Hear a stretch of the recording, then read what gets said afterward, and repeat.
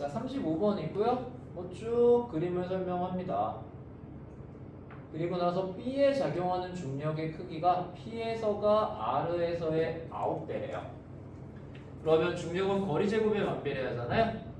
그래서 저희가 편의상 요만큼을 R0, P와 행성 사이를 그러면 R와 행성 사이는 3R0이라고 얘기하면 되겠죠.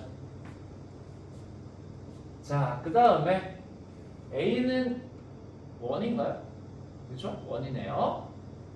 자, 그랬을 때 재밌는 건 1과 타원이어도 어차피 저희가 아까 T2 R3를 얻을 때 1을 가정하고 문제를 갔기 때문에 1타원에서 전혀 상관이 없어요. 그죠?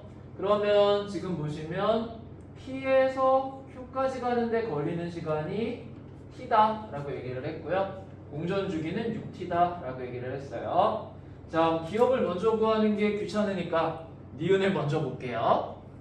자, 니은을 먼저 보면 B가 Q에서 R까지 가는데 걸리는 시간은, 자, 면적 속도 일정의 법칙 때문에 주기가 6T면 절반 돌아가는데 3T가 걸려요. 근데 P에서 Q까지 2T라고 얘기했으니까 당연히 Q에서 R까지는 T겠죠. 그래서 니은이 맞아요. 자, 계산하는 건 마지막에 하는 겁니다. 끝까지 내버려 두는 거예요. 디귿 R에서 속력은 A가 B보다 크다. 자, 요거가 이제 문제인데요. 아, 이것도 또 난감하네요. 그죠? 자, 이걸 어떻게 해결하느냐? 일단 궤도가 클수록 빨라요. 그래서 A가 B보다 커요. 근데 사실 이게 애매하게 교육과정을 넘어가는 말이에요. 원래 잘 안 배워요, 이 부분을.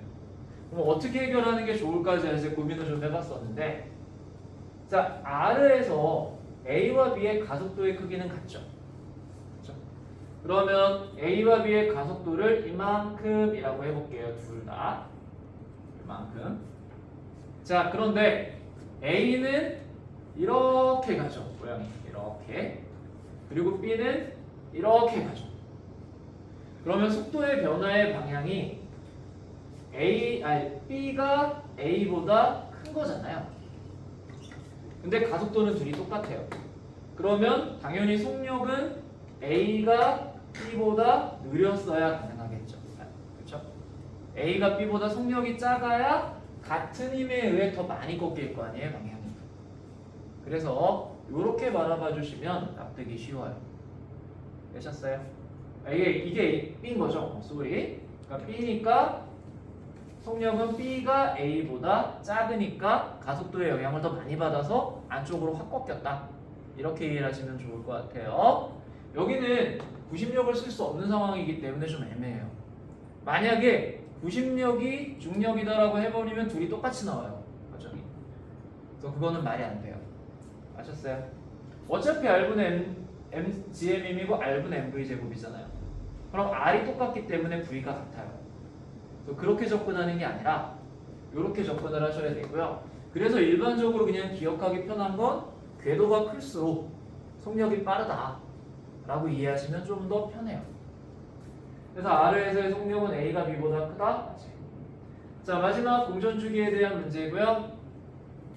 B는 긴 반지름이 2R0입니다. 그리고 A는 긴 반지름이 3R0이니까요. 네.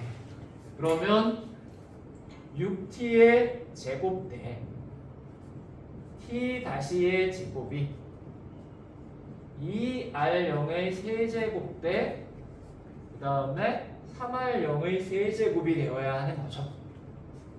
계산을 해보면 나오긴 할 텐데요.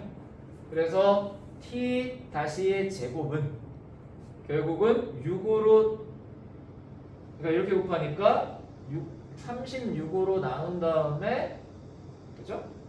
아니구나. 36하고 27을 곱한 다음에 8로 나눠서 루트를 씌워야 하는 거죠. 그래서 보면 대충 맞는 것 같아요. 그렇죠? 그래서 맞다라고 계산을 하셔야만 합니다. 근데 정말 2분의 9루트 6은 네,